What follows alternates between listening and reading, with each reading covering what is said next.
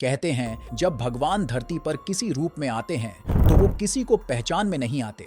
उनका जीवन सीधा सादा दिखता है पर उनके कर्म बहुत ही अलग और बड़े होते हैं। ऐसे ही एक महान इंसान थे नियम करोली बाबा, जिन्हें लोग प्यार से महाराज जी कहते थे। उनकी एक झलक पाने के लिए आम लोग ही नहीं बल्कि वेस्टर्न दुनिया के बड़े बड़े बिजनेसमैन लोग, गायक और टेक्नोलॉजी के उस्ताद भी भारत चले आए थे। भारत के उत्तर प्रदेश के फर्रुखाबाद जिले के अकबरपुर गांव में एक आम से घर में एक बहुत ही खास आत्मा ने जन्म लिया था। घर में खुशी का माहौल था क्योंकि ब्राह्मण परिवार में एक बेटा हुआ था। पिता का नाम था दुर्गा प्रसाद शर्मा और माँ थी त्रिपुरा सुंदरी देवी। उनके बेटे का नाम रखा गया लक्ष्मी नारायण शर्मा। लक्ष्मी नारायण बचपन से ही अलग किस्म के बच्चे थे। जब उनके उम्र के बाकी बच्चे खेलते लड़ते झगड़ते थे तो वो किसी पेड़ के नीचे शांति से बैठकर ध्यान लगाते रहते थे। कई बार तो लगता था कि वो किसी और ही दुनिया में खो गए। माँ कई बार सोचती, ये बच्चा खेलता क्यों नहीं, हर वक्त भगवान भगवान क्यों करता रहता है। पर जो लोग उन्हें जानते थे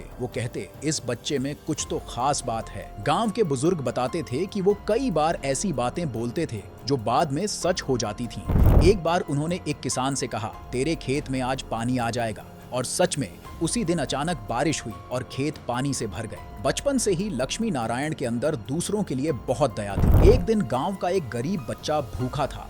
लक्ष्मी नारायण ने बिना सोचे समझे अपना टिफिन उसे दे दिया। जब माँ ने पूछा, तूने खुद खाना क्यों नहीं खाया, तो वो मुस्कुराए और बोले, माँ अगर वो भूखा है तो भगवान भी तो भूखे होंगे। ये सुनकर माँ चुप रह गईं। जैसे जैसे वो बड़े होते गए उनका मन दुनिया की चीजों से हटकर भगवान और आत्मा की खोज में लग गया। वो अक्सर गांव से दूर खेतों या नदी किनारे बैठकर ध्यान लगाते रहते थे। कई बार तो घंटों तक बैठे रहते मानो वक्त थम गया हो। लोग कहते, लक्ष्मी नारायण तो किसी और लोक के लगते हैं। उनकी आंखों में ऐसी गहराई थी जो किसी के भी दिल को छू जाती थी। समय बीतता गया और परंपरा के मुताबिक उनके पिता ने उनकी शादी करा दी। पत्नी बहुत धार्मिक और शांत स्वभाव की थी, पर लक्ष्मी नारायण का मन अब भी घर गृहस्थी में नहीं लगा। उनके अंदर कुछ था जो उन्हें बार बार बुला रहा था, कहीं दूर किसी और राह पर। फिर वो दिन आया जब उन्होंने घर छोड़ने का फैसला किया। बिना किसी को कुछ बताए एक सुबह वो चुपचाप निकल पड़े। यही वो पल था जब लक्ष्मी नारायण शर्मा बने नीम करोली बाबा। वो ट्रेन में चढ़े बिना टिकट के। कंडक्टर ने उनको देखा और बोला, बाबा टिकट दिखाओ। वो चुप रहे। कंडक्टर ने थोड़ा सख्त लहजे में कहा, बिना टिकट कोई नहीं जा सकता, उतर जाओ। बाबा मुस्कुराए और बोले, ठीक है बेटा, उतर जाता हूँ। वो उतर गए नीम करोली गांव के पास। पर जैसे ही बाबा उतरे ट्रेन रुक गई। इंजन चालू था लेकिन ट्रेन हिल भी नहीं रही थी। कंडक्टर, ड्राइवर सब लोग घबरा गए। फिर किसी यात्री ने कहा, अभी अभी जो साधु उतरे थे उन्हें वापस बुलाओ। जैसे ही बाबा को इज्जत से वापस बुलाया गया और वो फिर डिब्बे में चढ़े, ट्रेन धीरे धीरे चल पड़ी। कंडक्टर बहुत भावुक हो गया। उसने बाबा के पैरों में गिरकर माफी मांगी। बाबा बोले, ठीक है बेटा, तूने अपना काम किया, अब मेरा नाम याद रखना, नीम करोली बाबा। यही पल उनके जीवन का बड़ा मोड़ बना। उस दिन से लोग उन्हें नियम करोली बाबा कहने लगे। नियम करोली गांव के आसपास के लोगों ने जब उनके चमत्कारों के बारे में सुना तो लोग उनके दर्शन के लिए आने लगे। पर बाबा कभी अपने चमत्कार दिखाने की कोशिश नहीं करते थे। वो कहते थे, चमत्कार दिखाने से भगवान नहीं मिलते, प्यार दिखाओ, वही असली चमत्कार है। धीरे धीरे वो उत्तराखंड की ओर बढ़े। कई बार वो अल्मोड़ा, नैनीताल, वृंदावन जैसे जगहों पर देखे गए। जहां भी जाते लोगों के दुख दूर हो जाते और उनके जीवन में नई रोशनी आ जाती थी। नीम करोली बाबा के लिए कोई जात पात या ऊंच नीच नहीं थी। कई बार लोग उनसे वरदान मांगते थे तो बाबा कहते थे, मांगो मत, बस भरोसा रखो। जब तुम्हारा विश्वास सच्चा होगा तब वरदान खुद तुम्हारे पास आ जाएगा। बाबा के चमत्कार कोई जादू नहीं थे, वो तो प्यार के रूप में दिखाई देने वाली दिव्य शक्ति थे। उन्होंने कभी किसी से कुछ नहीं मांगा, लेकिन जिसने भी उनके पैरों में सिर झुकाया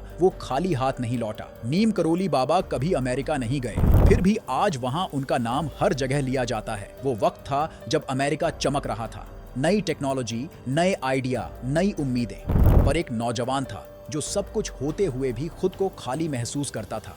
वो था स्टीव जॉब्स, एप्पल का फाउंडर। वो आदमी जिसने दुनिया बदल दी, लेकिन उस समय वो खुद बदलाव की तलाश में था। स्टीव जॉब्स बचपन से ही अलग सोच रखते थे। वो हर चीज में मतलब ढूंढते थे। कॉलेज में उन्होंने अध्यात्म, कला, डिजाइन, हर चीज में दिलचस्पी ली, लेकिन कोई भी चीज उन्हें पूरी तरह सुकून नहीं दे पाई। वो कहते थे, मैंने ज्ञान पाया लेकिन शांति नहीं मिली। उस वक्त पश्चिम के कई नौजवान भारत आने लगे थे। Ramdas, George Harrison, Alan Watts सब भारत के साधुओं की बातें कर रहे थे और हर जगह एक ही नाम बार बार सुनाई देता था, नीम करोली बाबा। कैलिफोर्निया की आध्यात्मिक दुनिया में धीरे धीरे नीम करोली बाबा का नाम फैलने लगा था। सबका एक ही मकसद था, हम नीम करोली बाबा से मिलना चाहते हैं। कैंची धाम पहुंचते ही दोनों बहुत खुश थे। चारों तरफ मंदिर, घंटियों की आवाज और भक्तों के चेहरे पर एक अलग ही शांति थी। उन्होंने वहां के एक साधु से पूछा, हम बाबा से मिलना चाहते हैं। साधु मुस्कुराया और बोला, बाबा तो पिछले साल ही समाधि ले चुके हैं बेटा। स्टीव जॉब्स कुछ पल चुप रहे। उनकी आंखों में उदासी और आदर दोनों थे। उन्होंने धीरे से कहा, शायद मैं देर से आया हूं। फिर भी वो वहां रुके रहे। उन्होंने बाबा की समाधि पर फूल चढ़ाए, थोड़ी देर ध्यान लगाया। बाद में उन्होंने अपने एक दोस्त से कहा, वहां कुछ था, कोई ऊर्जा, कोई शांति जो शब्दों में बताई नहीं जा सकती। उन्होंने कैंची धाम में कई दिन गुजारे, गांव के लोगों से बातें की, बाबा के किस्से सुने और धीरे धीरे महसूस किया कि उनका मन बदल रहा है। भारत में कुछ महीने रहने के बाद स्टीव जॉब्स वापस अमेरिका लौटे, पर वो अब पहले जैसे नहीं थे। उन्होंने कहा था, भारत ने मेरी आंखें खोल दी। मैंने वहां देखा कि असली खूबसूरती सादगी में है। जॉब्स ने एप्पल कंपनी को बनाकर दुनिया को बदला और बाबा ने भक्ति से आत्माओं को। दोनों के रास्ते अलग थे, पर मंजिल एक थी, इंसानी चेतना का उठान। जॉब्स ने जो देखा वो कोई मूर्ति नहीं थी, वो एक एहसास था जो उनके पूरे जीवन का केंद्र बन गया। हर दौर में कोई न कोई ऐसा आता है जो हमें याद दिलाता है कि भगवान किसी मंदिर या मूर्ति में नहीं, बल्कि हमारे अंदर होता है। अगर आपको वीडियो अच्छा लगा हो तो वीडियो को लाइक, शेयर और सब्सक्राइब करना मत भूलना।